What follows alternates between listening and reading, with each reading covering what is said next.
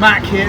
So the apple teas have arrived at the Venus Grill in South Manchester, and welcome to the third in a series of short films that I'm making about when visiting American blues and soul stars came to the UK. First of the films was about Freddie King, the second about Sister Rosetta Tharpe, who played at Wilbraham Road Station, not so far from where we are today. But today, this is the story of when Albert King came to Manchester.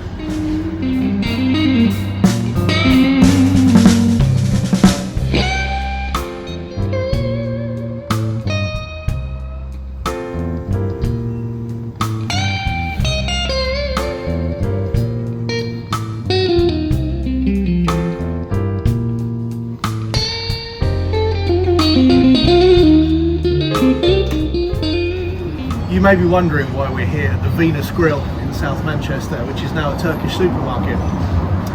But it was at this site on August the 13th, 1987 that the great Albert King came to play.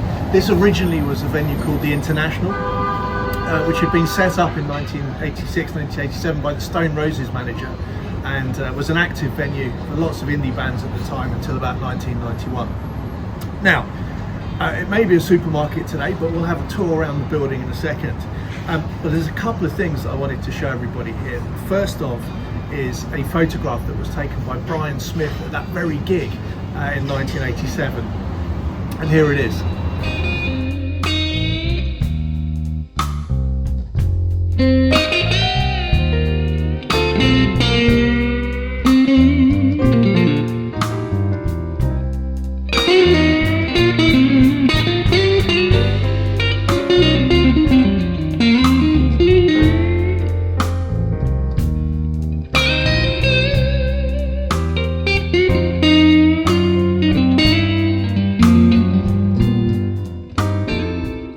Not only have we got the photograph that Brian Smith took in August 1987, earlier on this year I caught up with my friend Archie Hubbie Turner. Hubbie is part of the High Rhythm section, who had 26 gold and platinum hits in a row with Al Green, Ann Peebles, Otis Clay and more. But he also played that gig. He was here in August 1987 with Albert King, and I caught up with him on stage at the Barbican before the Memphis Soul Review just to see what he had to say about his memories of playing with Albert.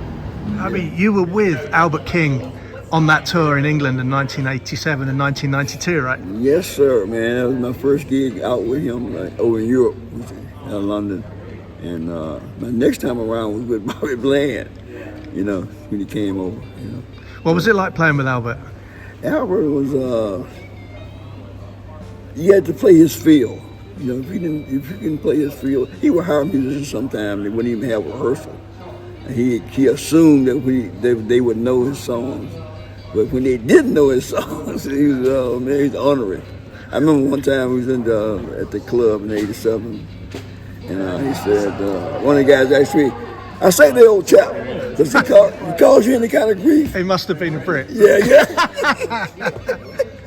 He said, yeah, he caused a lot of grief, but not me, because I became his #1 guy. You know, he always trusted me to get the musicians and stuff. That's why he lived in Memphis. That's awesome. And you told me an amazing story about Billy Joel and Albert King. Yeah, that's when I first got the gig with Albert at the Peabody Hotel. I had just come off the road with Bobby Bland. He was flying everybody. I said, "Oh, Albert King down at the Peabody Hotel, huh?" He was managed by the guy that owned the hotel, the Belch people, Gary Belch. And let me go out here, man, see if I can get this gig. I needed another gig. I think Lucky Peterson, I was taking his place. Yeah, I love him. Yeah, and then Lucky came back, so they knocked me out of the gig. So this one I got with Albert, you know. Yeah. And, he was fine. All the good musicians, he was fine, man, left and right. Didn't last long. And what do you remember of touring England with Albert? What I remember? Yeah. Oh man, I remember he wasn't paying the hotels back then. We got into it about that till you found I got to pay for everybody's hotels later on. I said, man, you go to California, all these places, you're gonna have to pay my hotel. Well, you gonna take it or leave it? I said, I'm gonna leave it right now till you decide to pay for it. He did. He came on around, paying for everybody. He said, you want your hotel paid for? I'm gonna pay for all these guys. I said, all right, now we can go to work.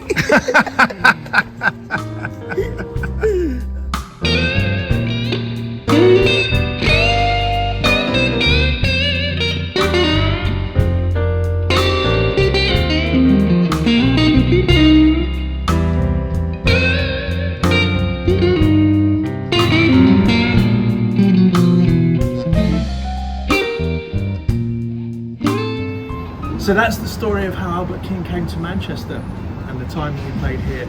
And a couple of years back, I went to find Albert's grave, which is in the other side of the Mississippi River in Memphis, Tennessee.